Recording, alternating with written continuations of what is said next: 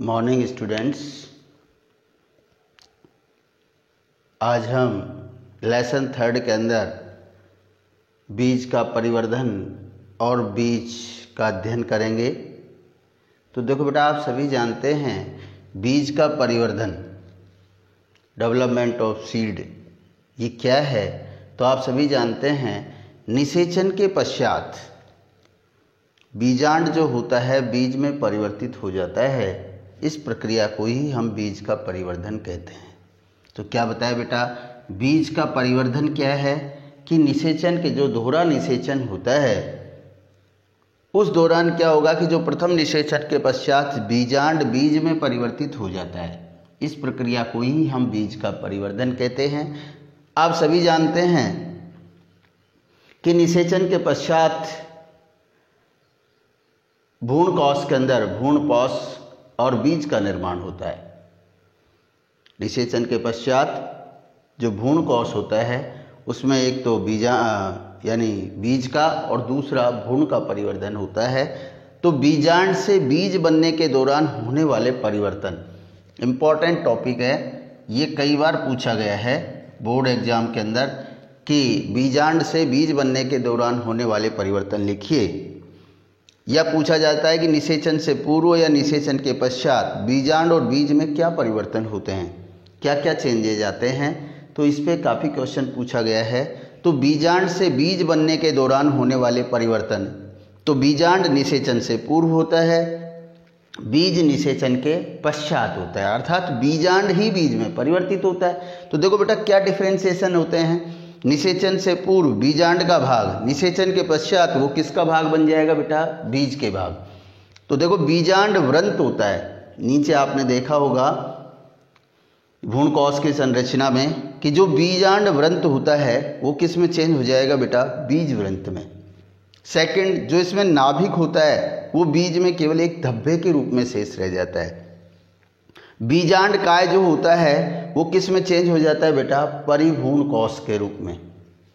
सहायक और प्रतिमुखी जो सेल्स होती हैं आपने भ्रूण कोश के अंदर देखी होंगी, वो क्या हो जाएंगी बेटा, नष्ट हो जाती हैं। सहायक और प्रतिमुखी सेल्स नष्ट हो जाती हैं।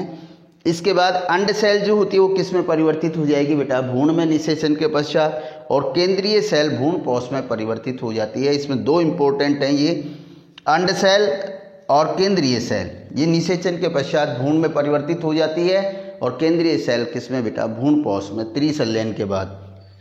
तो एक क्वेश्चन जनरल भी पूछा जाता है कि भ्रूणपोष का निर्माण कौन सी कोशिका से होता है और वो कौन सा संलयन होता है। तो वो केंद्रीय कोशिका है जिसमें त्रिसंलयन होता है, द्वितीय निषेचन। अंड सेल प्रथम निषेचन के पश्चात किसका निर्माण करती है बेटा, भ्रूण का निर्माण करती है। तो ये था बीजांड से बीज बनने के दौरान होने वाले परिवर्तन। इसके बाद बीज क्या है। तो देखो बेटा, बीज के बारे में आप सभी जानते हैं कि बीज पादप का वह भाग है जिसमें पादप भ्रूण क्या रहता है, सुरक्षित। वह भाग जिसमें पादप भ्रूण सुरक्षित रहता है बीज कहलाता है। सेकंड डेफिनेशन क्या है, बीज पादप की सुषुप्त अवस्था है, शांत अवस्था है, विश्राम अवस्था है।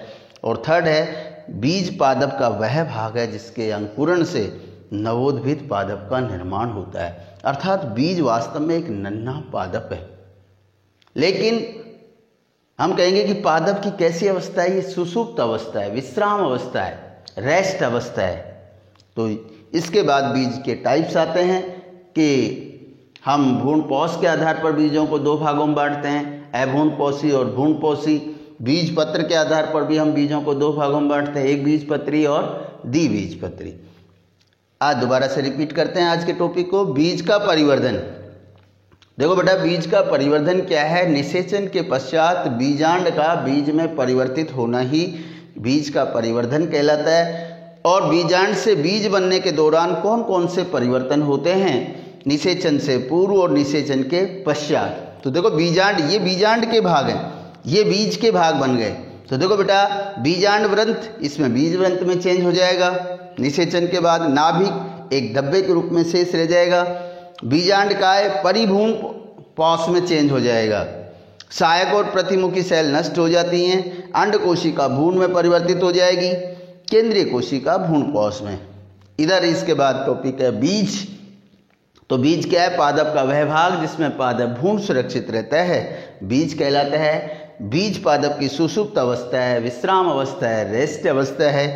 बीज पादप का वह भाग है जिसके अंकुरण से नवोद्भिद पादप का निर्माण होता है, नन्हे पादप का निर्माण होता है। इसके बाद नेक्स्ट क्लास के अंदर हम पढ़ेंगे बीज के टाइप्स और फल के प्रकार। Thanks, have a nice day.